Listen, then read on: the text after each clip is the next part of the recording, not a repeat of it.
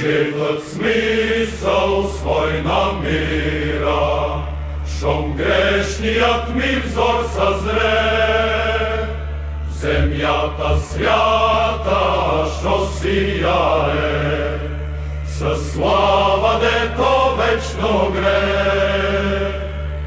Сбъднах своя блян горещ, в та страна съм най-после днес, дето Бог слезе от небе. Земни велики, дивни, ясни, много съм видял преди, но ти на тях си най-прекрасна. Помисли, що се е случило тук дори. О, девица, роди се цар, над ангелския светъл хор олтар. Не е ли това чуден дар?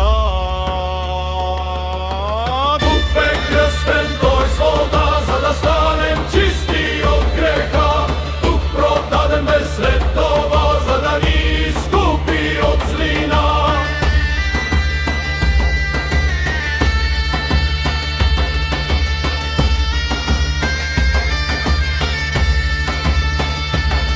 Трима щяхме да сме в плен, кръсти копие венец странен. Езичници, гневни сте в тлен.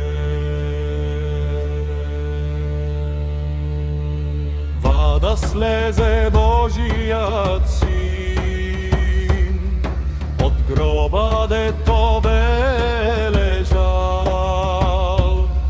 Отец без него в този чин и духът неделими цял. Тримата са в едно сливане, в неделимимо съединение, както бе на Авраам видение. Щом над злото и борба победи, каквато цар не знай, тук възнесе се след това скръб за юдеите без край.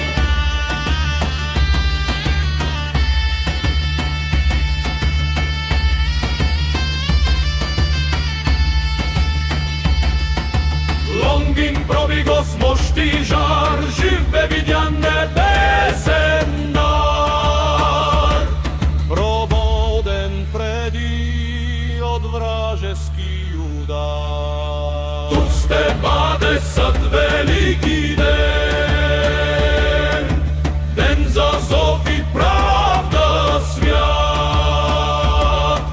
Сиромах и вдовица в плен ще намерят мир и благодат. Бедният ще изкаже неправда, всичко зло шо носи толкова. Тук покаяние, там награда. че та земя я делят с плам. Християни, езичници, евреи. Бог ще съди кой е прав там, по свой небесен план. Целият свят се бори тук, но правдата държим на пук. Бог ще оцени благочестивия ни труд.